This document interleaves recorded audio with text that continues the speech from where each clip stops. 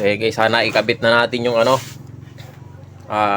transformer na i-fix na natin. Tapos yung speaker protect. So yung speaker protect, ang supply niya dito na tayo kumuha sa transformer. Mamit lang tayo ng resistor, ayan, na 100 ohms. Tapos itong capacitor niya na i-fix na rin natin.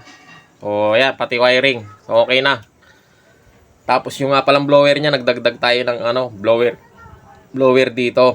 Isang papasok, isang palabas.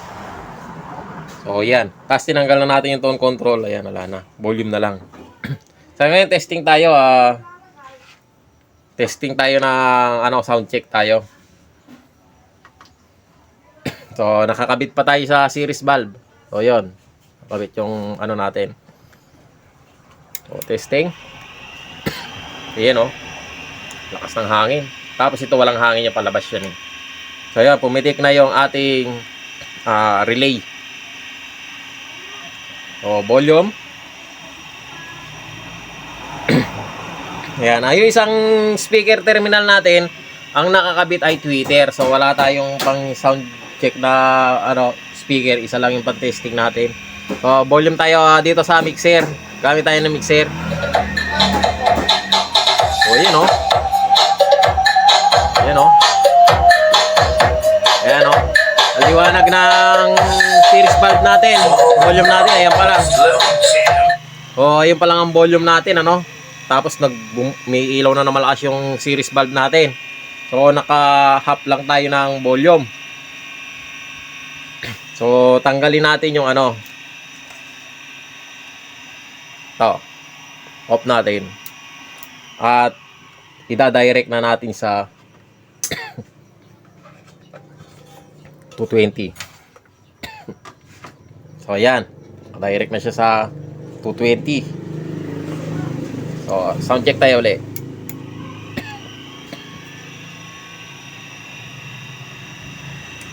So ayan, pumitik na yung relay natin.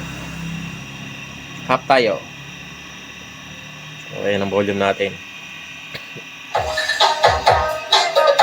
So ayan o.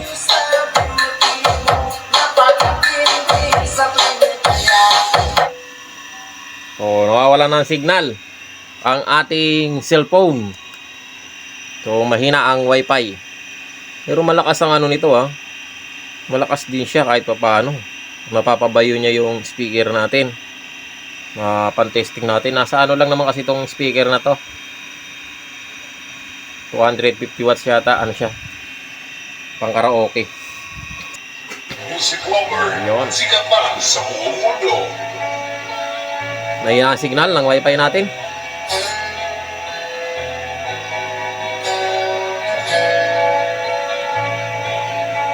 Basta Pinoy Music Lover, mag-i-love ka sa mga boses nila. Dahil sa'yo ay nagtutunda kung magmahal muli ngayon. Dito lang noon.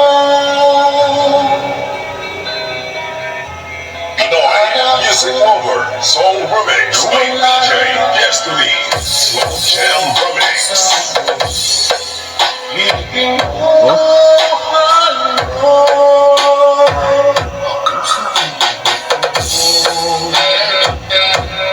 Ganda.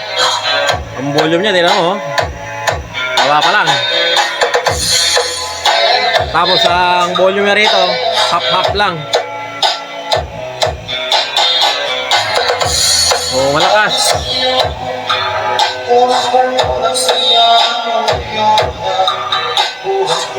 Huwira natin, hina. So, ayan na, nabuo na natin siya. So, ang kulang na lang pala dito, may kulang pa eh. Ang kulang na lang, yung ilaw. So, lalagay tayo ng ilaw dito. Power, pwedeng dito, pwedeng doon. Sa tabi ng power switch. Kasi ala siyang ilaw oh. Ganyan siya. Walang indicator light.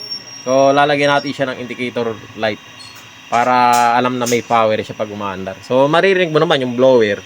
So ayan guys, ako na lang ang kulang, ilaw. Tapos okay na to.